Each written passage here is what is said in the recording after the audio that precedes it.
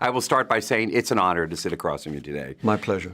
Just a huge fan of your work, and you're just an incredible actor, so it's very, very nice to meet you, sir. Well, thank you.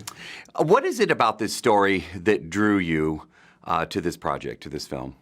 I think perhaps the major thing that drew me to it was that I love the idea that during dangerous times, people can combine with compassion and courage and take the time to look out for one another and concentrate on that which unifies them rather than on that which divides them.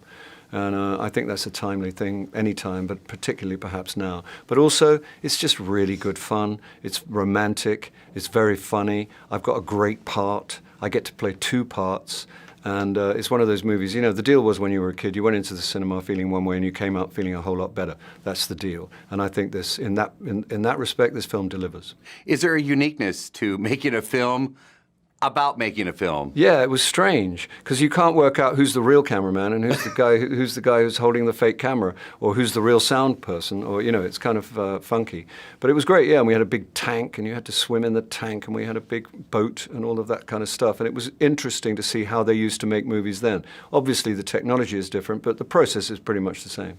I have to brag about something you do in this film. Okay. I had to rewind. I got a screener link, so I went back to watch your part where you sing. Will you go, lassie, go? Yeah. You've got quite the singing voice, sir. Well, thank you. I had never heard you sing before. Well, thank you very much. That's and it's a beautiful song.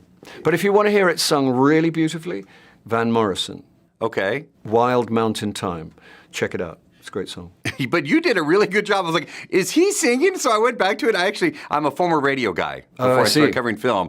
And I was a music director, and I used to pick the songs that we played on the radio. I would have played your version on the radio. Well, thank you. That's how good it was. Thank you, thank you. I believe there is an album. I believe there will be an album, so...